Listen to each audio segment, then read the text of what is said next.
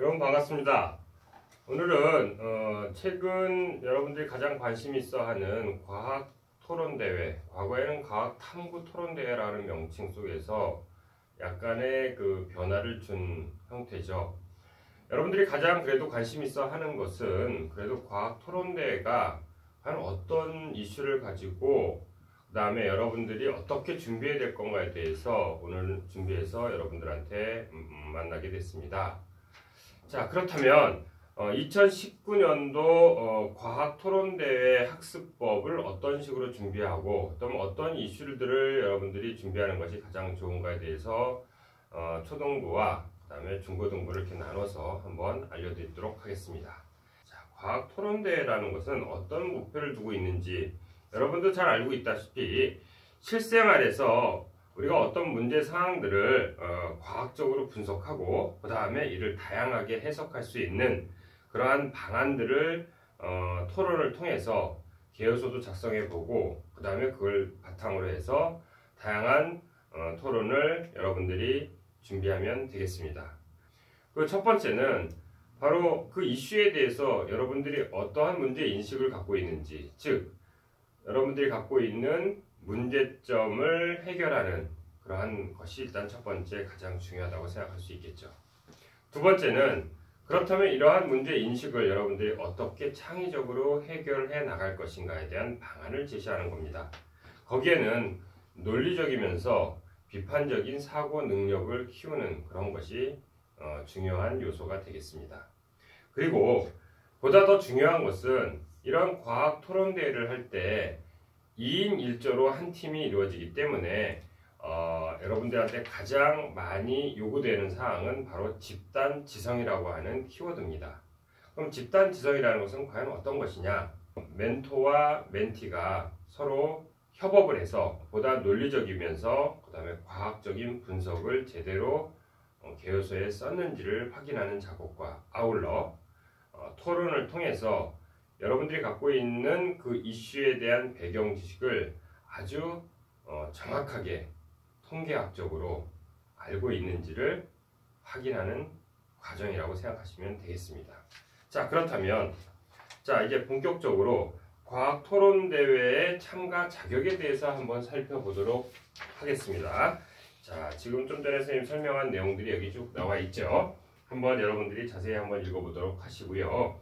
이제 보다 여러분들이 가장 관심 있는 참가 자격은 어떠한 조건들이냐? 초등부, 학교 대표로서 초등부와 중등부 역시 중학교 1학년과 2학년, 3학년 모두 다 참가할 수 있고요. 고등부 역시 고등학교 1, 2, 3학년 다 참가할 수 있지만 그래도 가장 시간이 좀 많은 고1 학생들이 많이 참가하고 있는 경향이 있습니다. 물론 고2 학생들도 시간을 내서 참가한다면 오히려 고1 학생들보다 조금 더 유리한 입상 고지를 쟁취할 수 있다고 선생님은 감히 말씀드릴 수 있겠습니다. 자, 그러면 그 다음으로 이제 과학토론대회 심사 규정에 대해서 한번 알아보도록 합시다.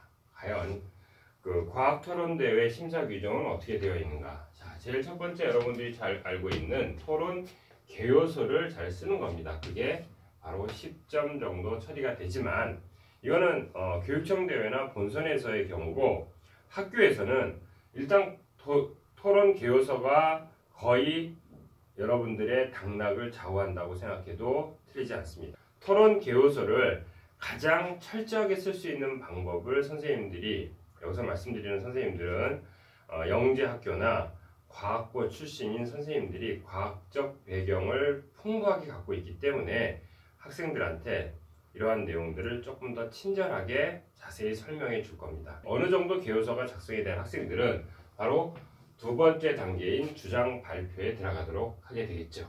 주장 발표는 논제에 대한 원인 분석과 그 다음에 아울러서 해결 방안들을 여러분들이 과학적이고 창의적으로 제시하였는가를 물어보는 겁니다. 역시 배점은 20점으로 상당히 높은 편에 해당됩니다. 자, 그 다음에 질의응답 시간이 되는데 질의응답은 질의하는 경우는 상대방의 주장의 허점을 찾아서 그 다음에 예리한 질의를 효율적으로 하며 제일 중요한 것은 과학적이고 논리적이면 응답을 이끌어내는 그러한 질문을 하여야 된다는 것입니다. 그렇다면 여러분들은 거기에 맞춰서 응답을 할 때는 바로 지리의 요지를 파악하고 논리적으로 답변할 수 있도록 자기 팀의 주장을 조금 더 연습을 통해서 간단 명료하게 대답을 하면 되겠습니다. 자, 그 다음에 보다 또 중요한 것은 바로 주장 다지기가 되겠습니다. 주장 다지기에 대한 배점은 또 높은 점수 20점이 되겠습니다.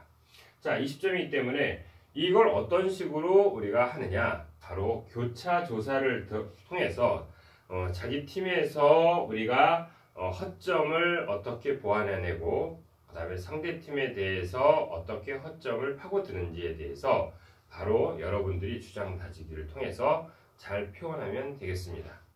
자, 마지막으로 역할 분담에 대한 점수를 매기게 되는데 아무래도 2인 1조로 팀으로 이루어지기 때문에 한 학생이 독단적으로 쭉 끌고 나가면 감독관이나 채점하시는 선생님들이 볼 때 많은 점수를 주지 않습니다. 그렇기 때문에 여러분들은 바로 팀원과 서로 역할 분담을 통해서 서로 자세한 설명들을 한 학생만이 아니라 다른 학생도 할 수 있도록 서로 항상 집단지성이라고 말씀드린 것처럼 협업을 항상 할 수 있는 그런 연습이 항상 필요하다고 저는 선생님이 감히 말씀드릴 수 있겠습니다.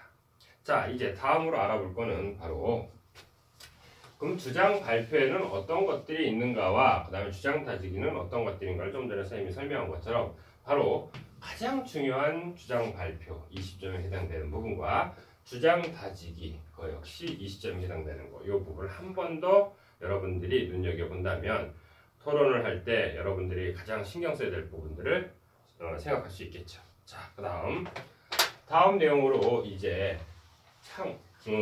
과학토론대회의 감점 요인이라는 것들을 여러분들이 안다면 보다 다른 학생, 다른 팀들보다 훨씬 더 좋은 점수를 받을 수 있습니다. 이 감점 요인은 2018년도 기준으로 준비했기 때문에 아직 발표된 것은 아닙니다.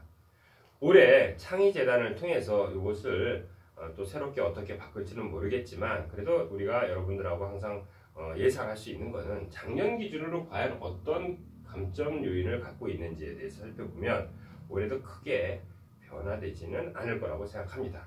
하여 여기 토론 개요소에 대해서 제출 마감 시간을 초과한 얘기들, 그거는 뭐 2분 이하에 할 경우는 1점밖에 안 받지만 10분을 초과할 경우에는 바로 실격을 한다는 거, 이 점은 여러분들이 눈여겨봐야 될 것입니다. 또한 마찬가지로 주장 발표하기, 작전 타임, 그 다음에 주장 다지기, 마지막으로 질의응답, 이거 역시 제한 시간을 초과하게 되면 이게 실격하게 되는데 뭐 50초를 초과하게 되면 실격한다는 이 점을 여러분들이 보셔야 될 겁니다.